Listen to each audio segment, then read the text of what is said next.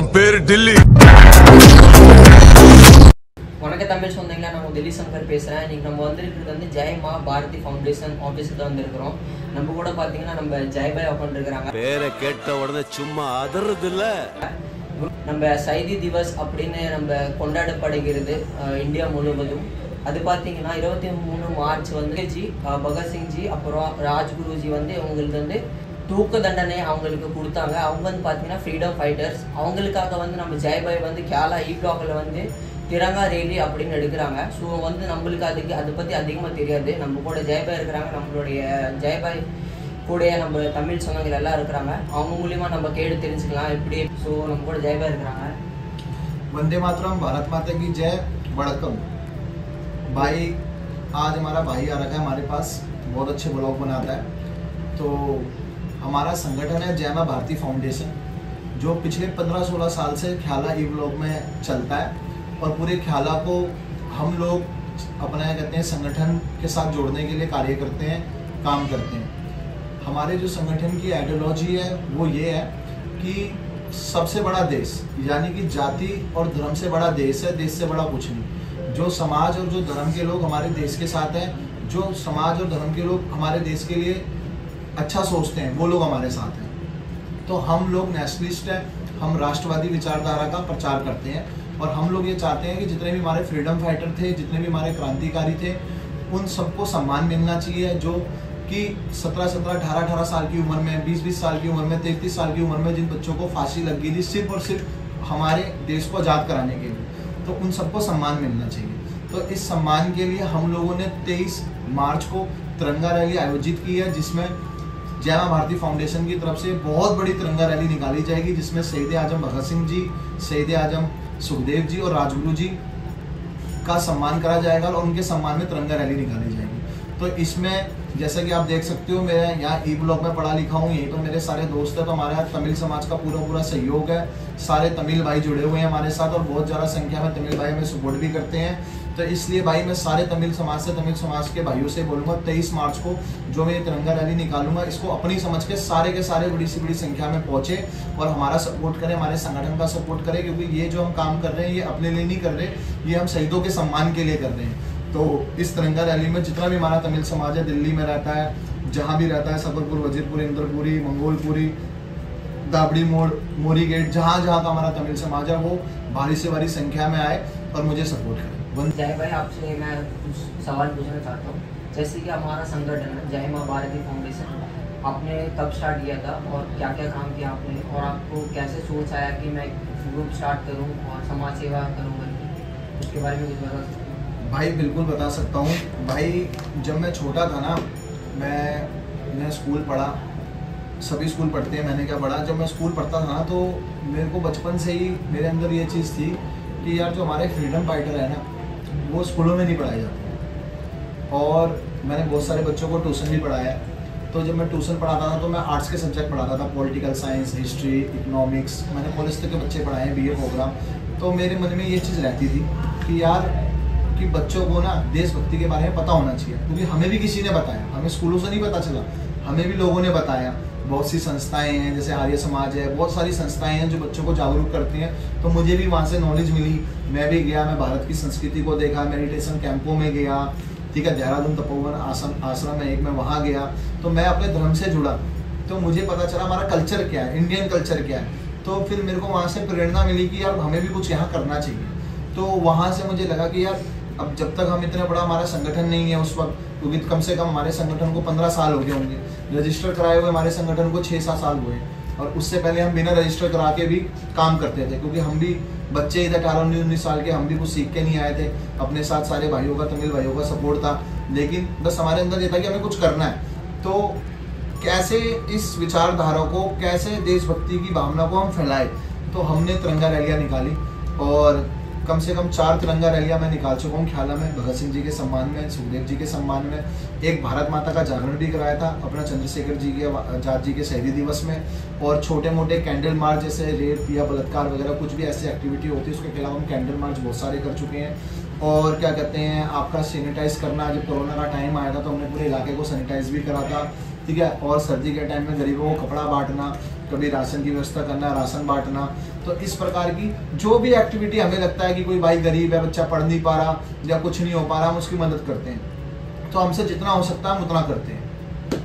तो भाई कम से कम 15-16 साल हमारे को हो गए हैं ये संगठन को चलाते भाई। और क्या कहते हैं, सबको पता है हमारे भारत का कल्चर, तो हमारे कल्चर में जो गाय माता है, जैसा आपके उसमें पोंगल होता है, माट पोंगल होता है, ऐसे नॉर्थ इंडिया में अपने क्या कहते हैं गाय को लेकर बहुत सारे कार्यक्रम होते हैं, त्यौहार, हमारे फेस्टिवल, ऐसा कोई भी फेस्टिवल नहीं है जिसमें गाय माता की पूजा ना होती हो। हिंदू रिलीजन में सारे, चाहे तमिलनाडु हो, चाहे कर्नाटका हो, चाहे आपका हरियाणा हो, यूपी हो, तो हम लोग जो है भारतीय फाउंडेशन गौ माता की भी सेवा करते हैं। हम देखते हैं जैसे कोई प्रेग्नेंट गाय है या फिर कोई गाय बीमार हो रही है या सड़क में उसके साथ कोई बंदा, जैसे कार वाले टक्कर मार जाते हैं, कभी बाइक वाले टक्कर मार जाते हैं, तो हम उनको खाने की व्यवस्था करना, उनको अस्पताल लेके जाना। हम यहाँ तक ये भी देखते हैं कि उनको रात को जो गाय को उठाने वाले आते हैं, जो गाय को उठा के उनको बूचड़ खानों में दे देते हैं, कटने के लिए देते हैं, तो हम उस चीज़ को भी रोकते हैं। तो ये सारे काम भी हमारा जय भारतीय फाउंडेशन करता है। हम भारत माता की जय। பார்த்தீங்கன்னா தமிழ் சொன்னீங்க, நம்ம ஜெயபாய் வந்து நம்மள்ட்ட நல்லா சிறப்பாக நல்லா சொன்னாங்க, நம்ம என்னென்ன வேலை செஞ்சுட்டு இருக்கிறாங்க இப்போ வரைக்கும் எல்லாம் சொன்னாங்க. நம்ம ஜெயபாய் மாதிரி இன்னும் நிறைய பேர் வரணும், எடுத்து செய்யணும் நாட்டுக்காக. பார்த்தீங்கன்னா ரேலி மாதிரி இது எடுத்தால் தான் எல்லாத்துக்கும் தெரியும் எதுக்காக எடுக்கிறோம் அப்படின்ட்டு. சைது திவாஸ்ன்னு பார்த்தீங்கன்னா நம்ம சிறப்பான நாள், அது மாதிரி நாளில் வந்து நம்ம ஜெயபாய் வந்து நல்லா எடுத்து செஞ்சுட்டு இருக்கிறாங்க. இது மாதிரி ஜெயபாய் மாதிரி இன்னும் நிறைய பேர் வரணும், எடுத்து செய்யணும் நாட்டுக்காக. ஸோ ஜெயபாய் கிட்ட வந்து பேசுனது ரொம்ப சந்தோஷம். ஓகேவா? भारत माता की जय। वंदे मातरम।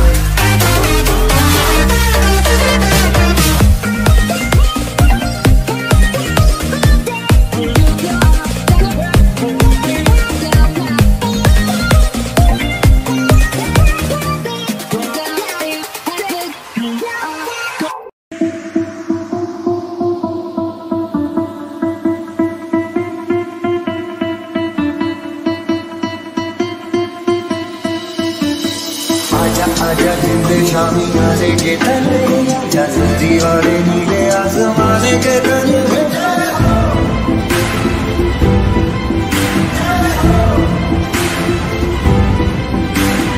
आजा आजा जिंदे शामी आने के तले, आजा सर्दी वाले नीले आसमाने के तले।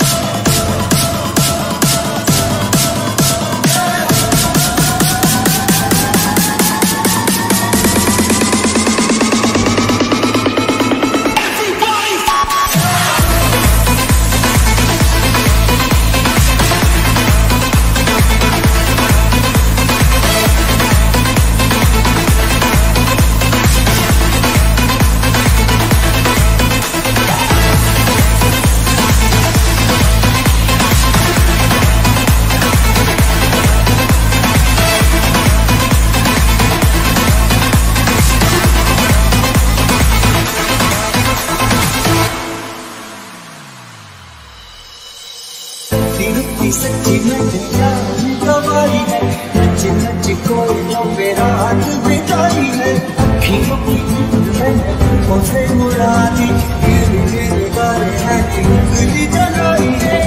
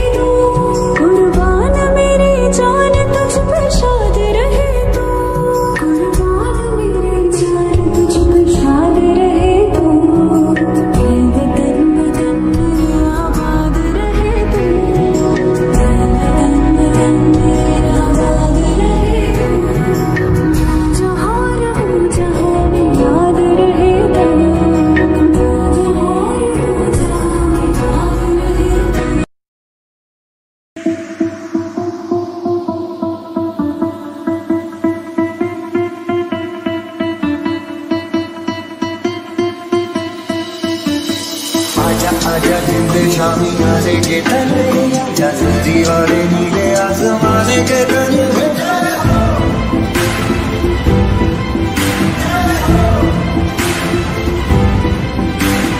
आजा आजा झूठे शामी आने के तले या जरी वाले नीले आसमाने के तले